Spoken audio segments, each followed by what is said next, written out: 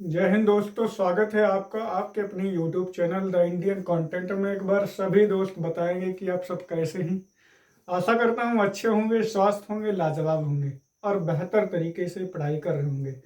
दोस्त, हमारा टॉपिक है आज प्रमेय 6.3 और इसी को आज हम सरल रूप से विधिवत अध्ययन करने वाले हैं।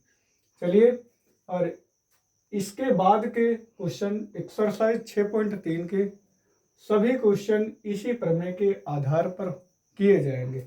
चलिए, प्रमेय क्या है हमारी? यदि दो त्रिभुज में संगत कोण बराबर हों तो उनकी संगत भुजाएं एक ही अनुपात में होती हैं, इसलिए ये त्रिभुज समरूप होते हैं, है ना। ये हमें सिद्ध करना है। अब हमें दिया क्या है? हमने त्रिभुज बना लिए ABC और त्रिभुज बनाया हमने PQR। तो ये क्या है? ये आपस में क्या है? समरूप है। कैसे हैं? समरूप है। अब समरूप होने का नियम ये होता है कि उनके जो कोण हैं वो बराबर होना चाहिए और उनकी संगत भुजाओं के अनुपात भी बराबर होना चाहिए। तो ये हमने त्रिभुज ले लिया, पहला त्रिभुज लिया ABC और दूसरा त्रिभुज ले लिया PQR।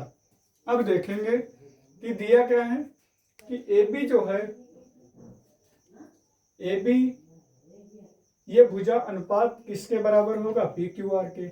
या कोण A कोण P के बराबर होगा और कोण B कोण Q के बराबर होगा और कोण C कोण R के बराबर होगा। ये हमारे में क्या है? दे रखा है। सिद्ध करना है कि AB के बटे में कौन सी भुजा? PQ होना चाहिए, AC की बटे में PR भुजा होना चाहिए और BC की बटे में QR भुजा होना चाहिए। ये हमें क्या करना है? सिद्ध करना है। रचना क्या किया हमने? भुजा PQ व PR, PQ और PR पर दो बिंदु इस प्रकार खींचा। ये वाले क्या हैं? D और E इस प्रकार खींचा कि AB बराबर DP। ये वाली भुजा इसके बराबर हो गई, मतलब PD के बराबर हो गई, और AC के बराबर PE भुजा हो गई और BC के बराबर DE भुजा हो गई। अब आगे क्या है? अब D को E से मिलाया, D बिंदु को E से मिला दिया। ये क्या होगी? अब ये DE रेखा QR के समांतर हो गई। अब उपपत्ति में देखते हैं हम लोग। उपपत्ति में क्या है? त्रिभुज ABC PDE में ABC ये है जहां से हमने रचना कर ली है और उस पर के ऊपर का त्रिभुज क्या हो गया? PDE हो गया। इसमें हम देखेंगे कि क्या है।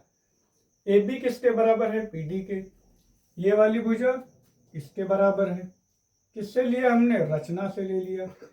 त्रिभुज आगे देखेंगे। कोण BAC बराबर क्या होगा? DPE होगा। किससे? ये हमारे पास दे रखा है।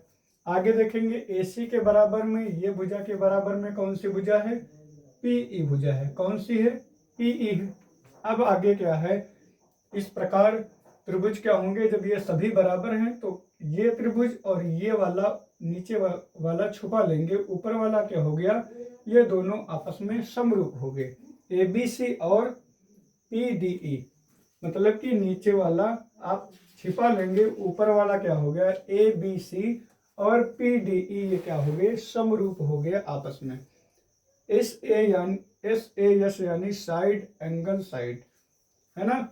अब देखेंगे कोण ABC और कोण PDE ये क्या है? ये बराबर है। आगे क्या है? कोण ABC PQR के बराबर है, मतलब कि ये इसके बराबर है और इसके ये भी बराबर है, मतलब पूरा भी त्रिभुज बराबर है। इसका मतलब क्या कर लिया? ABC बराबर ये है और ABC बराबर ये है। इसका मतलब क्या है? इसके बराबर में इसको कर लिया, है ना। इसके बराबर में इस त्रिभुज को कर लिया। अब हम क्या देखते हैं? ये कोण क्या है? संगत है। अब जब ये DE भुजा क्या हो गई? एक समरूप त्रिभुज बनाती है PDE। तो हम क्या करते हैं, ये हो गई हमारी DE समांतर हो गई QR के। समांतर का मतलब है कि दो रेखाएं इस प्रकार जा रही हैं, तो इनके बीच की दूरी यहाँ पर भी कितनी होनी चाहिए, 2 होनी चाहिए, और यहाँ पर भी कितनी होनी चाहिए, 2 होनी चाहिए। आगे भी कितनी होनी चाहिए, 2 होनी चाहिए। सेंटीमीटर या मीटर रख लें, तो ये क्या होंगी, आपस में समांतर होंगे। अब जब कोण, ये कोण क्या है, संगत है, ये कोण क्या है, संगत है, इसलिए क्या होगी, DE भुजा QR के समांतर होगी।